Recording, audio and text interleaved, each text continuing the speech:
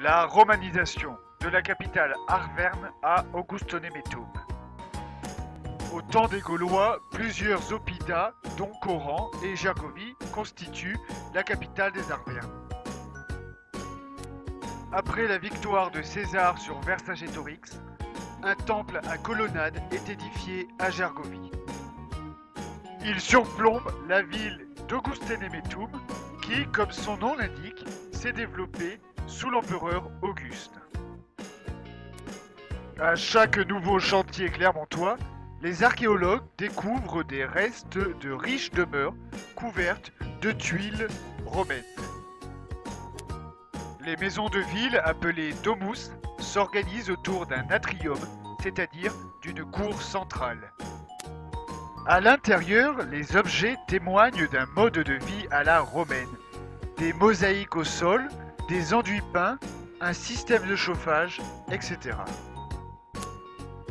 La ville gallo-romaine se développe le long de rues commerçantes, bordées d'amphores, de sacs de grains et de tonneaux de vin, boissons typiquement romaines.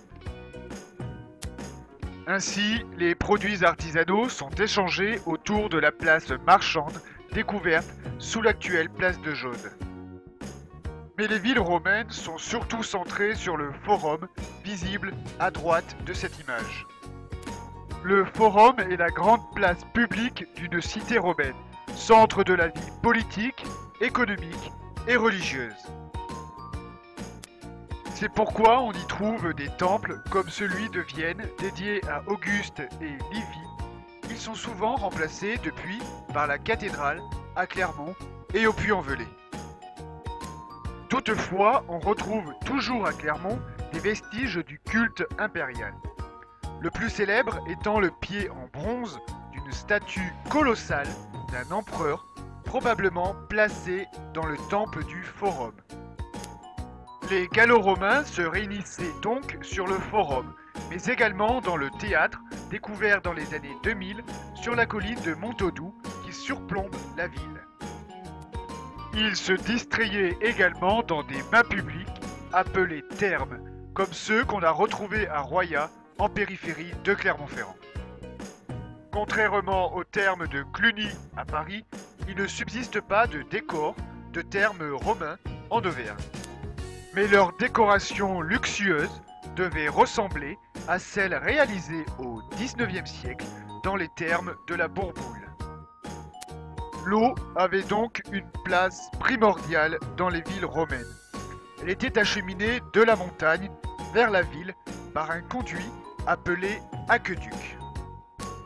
Cette eau sacrée était alors vénérée dans un sanctuaire périurbain proche de la source des Roches à Chamalières. Les archéologues y ont découvert des morceaux de bois sculptés en 1968. Ils représentent des personnes, mais aussi des jambes, des bras, afin de remercier les divinités de la source pour avoir soigné ces parties de corps malades. Les pèlerins pouvaient aussi voir à Augustonemetum le sanctuaire nommé Vaso Galatée. Ces vestiges, connus sous le nom du mur des Sarrasins, sont encore visibles à Clermont. En sortant de la ville, on rencontre une agglomération accrochée sur les pentes du Puy-de-Dôme. Après une pénible ascension, on aperçoit à travers les nuages un temple édifié au sommet. C'est le temple de Mercure, dieu romain du commerce. Son architecture est typiquement romaine avec des pierres de taille, des colonnes et des frontons. Allons voir à l'intérieur.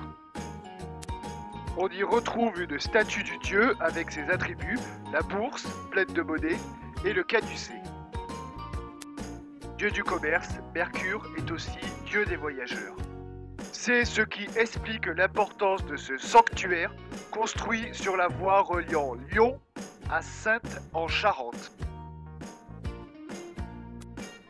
Au final, bien que moins célèbres que ceux d'Arles, de Nîmes, Vienne et Lyon, les vestiges gallo-romains de Clermont témoignent de l'adoption du mode de vie romain dans toute la Gaule, au début de notre ère.